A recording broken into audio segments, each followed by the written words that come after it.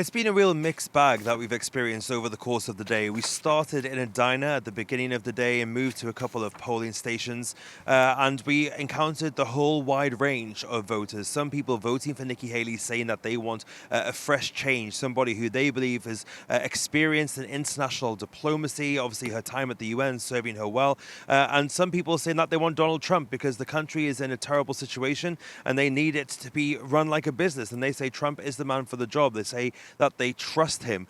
Polls starting to close in New Hampshire. 7 p.m. Was when the vast majority of polls closed, some including here in Nashua County closing at 8 p.m. And this is the second biggest population centre. And there has been some encouraging news for Nikki Haley coming out of the exit polls that we are learning about. Again, these are exit polls. They could be, a margin of error of plus or minus 4%.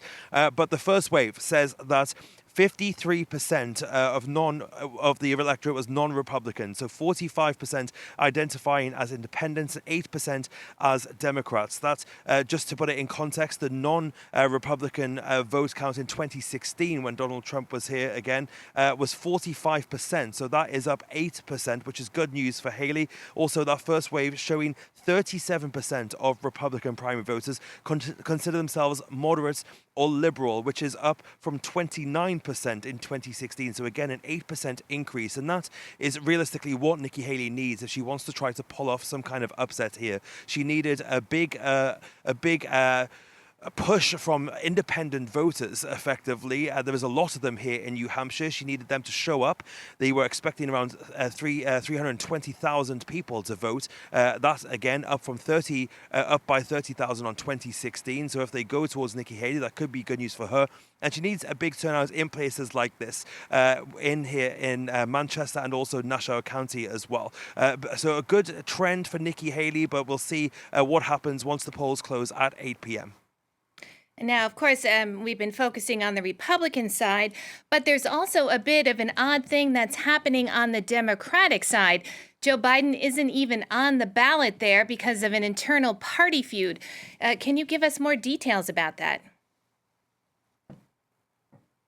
Yeah, Joe Biden had a bad showing in Iowa and here in New Hampshire in 2020. He did better in South Carolina, and because of that, he credits it with giving him the first step on the road to the White House. Effectively, the Democratic National Committee, the national party of the Democrats, decided to award South Carolina to have the first primary of this election season.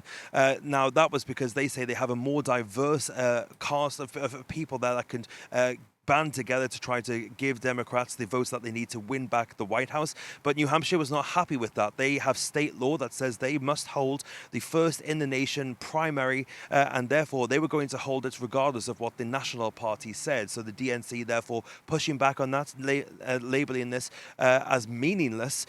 So Joe Biden didn't even put his name on the ballot here. Which should be said, however, there has been a big campaign to write his name in on the ballots, which again is something that you can do here in New Hampshire. And the Biden party, the Biden campaign may be saying publicly that they're not bothered about what's happening here in New Hampshire, but you can rest assured they will be watching that closely. If he gets a lot of votes, it's a good sign for Joe Biden heading into this primary season. Of course, he's the presumed candidate for the Democratic Party, but nevertheless, he does have a couple of opponents in Dean Phillips, a congressman, and Marianne Williamson. But something, a very peculiar goings on here in New Hampshire for this election season on the Democratic side, but something that the Biden campaign will be watching closely nonetheless.